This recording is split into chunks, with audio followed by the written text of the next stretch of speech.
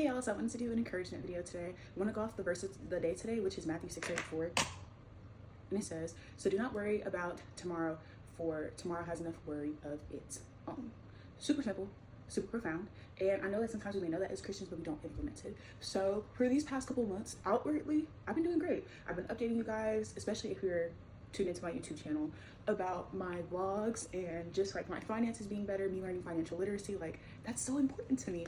I feel a little better. I am just more focused on like my goals, which has been my finances. I got a car this year, like just so many of those type of things. I'm focused more on my nutrition now, getting my hair healthy and flourishing, all the things. But inside, my heart has been worrying.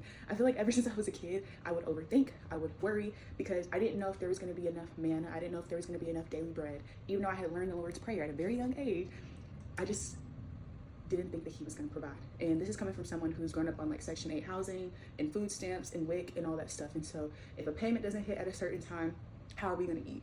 You know, just certain things like that. And so I've always grown up worrying about a lot of things.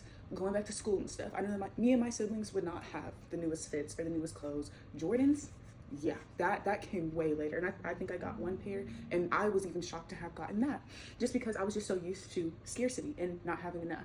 But the rest of the day today reminds us that we don't need to worry about tomorrow, because tomorrow has enough worrying of its own.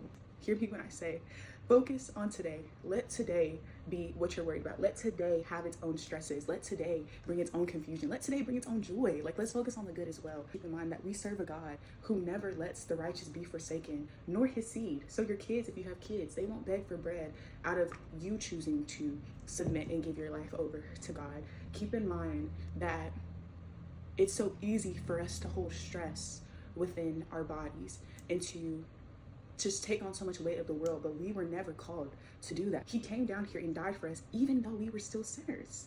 Y'all, if that's not love, I genuinely don't know what is. So the stressing, the worry, all your burdens, lay them down. Lay them down. Give them to God. What I am saying though is to remember the goodness of God, because regardless, his will is going to be done in your life. Regardless, he is going to provide if you are submitted underneath his will. But I would much rather us be able to focus on the joy while we are waiting, versus us being so anxious that we start to get chest pains and we're starting to feel like we're going insane, and we're starting to have attitudes with those around us because we feel so burdened and we feel like no one can understand us. Don't feed into those lies from Satan that nobody else is going through what you're going through. We all have different worries. We just show it differently. God knows what we need. He knows who we are. He knows exactly how much we need every day, which is why when Jesus modeled that prayer, he said, give us this day, not give us today and tomorrow, give us this day our daily bread. He will provide. Everything will be okay. Focus on what you can control. And I know it's easier said than done, but it's a biblical principle, and it will really help you out so much.